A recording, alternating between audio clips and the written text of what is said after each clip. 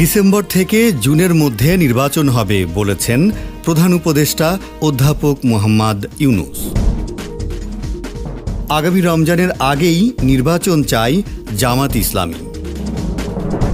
মৌলিক সংস্কার ছাড়া ভোট হলে এনসিপির অংশগ্রহণ বিবেচনায় থাকবে জানিয়েছেন নাহিদ ইসলাম।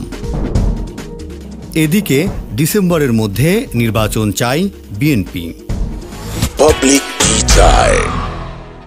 আমার মতো আগে সংস্কার দরকার, কারণ আপনি নির্বাচন দিবেন, বাংলাদেশের প্রেক্ষাপটে কোনো দলই আসলে দেশপ্রেম নাই। আমি মনে করি ডক্টর ইউনূস স্যার অন্তত 5টি বছর ওনাকে সময় দেওয়া হোক। নেক্সট 10 ইয়ার্সও চাচ্ছি না কোনো নির্বাচিত সরকার আসুক, বিএনপি আসুক, জামায়াত আসুক, কেউই আসুক। এবছরের ভিতরে নির্বাচন চাই। অন্তর্বর্তীকালীন সরকার বর্তমানে যে পদক্ষেপগুলো নিচ্ছে সবাই আসলে সাপোর্ট করতেছে।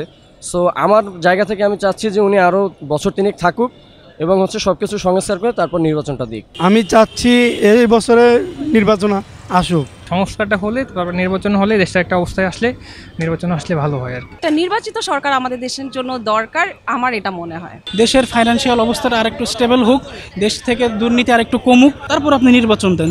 এই বছরের মধ্যে হয়ে গেল বেশি ভালো। একটু দেশের আপনার সংস্কার করতে হবে, তারপর নির্বাচন তাড়াতাড়ি হইলে মনে হয় ভালো হয়। আমি এনসিপি নাহিদ ইসলামের সাথে একমত। আমি চাই দেশে একটা স্ট্যাবিলিটি আসুক, তারপর নির্বাচন হোক। ডক্টর ইউনূস সাহেব উনি দেশটারে একটা সংস্কার করুক, তারপর সুস্থ একটা নির্বাচন চাই আমরা।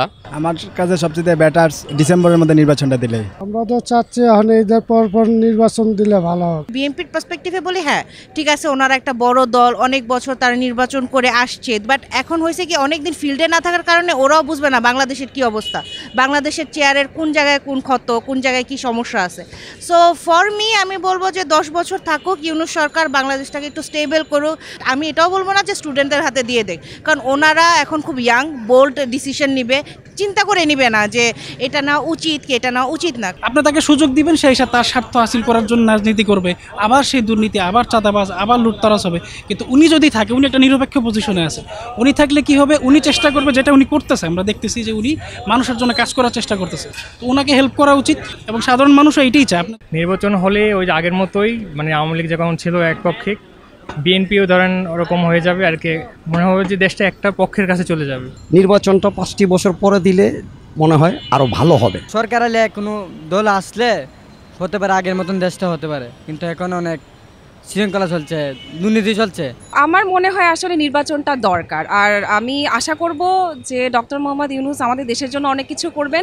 যখন দেয়াটা আসলে উচিত আমাদের দেশের জন্য নির্বাচন, উনি তখন সেটা করুক। আমরা চাই উনি 5 বছর থাকুক এই দেশে, থাইকা সবাইকে সুন্দরভাবে নির্বাচন বুঝিয়ে দেখ। খুন খারাপি জায়গায় জায়গায় চলতেছে, দেশের সরকার গঠন হইলে ডিসেম্বরের মধ্যেই বেটার। দেশ এখনো স্টেবল না, দেশ যখন আসতে মোটামুটি একটা সংস্কারের আওতাভুক্ত হবে, এরপর যেন নির্বাচন হয়, ওইটার সাথে আমি একমত।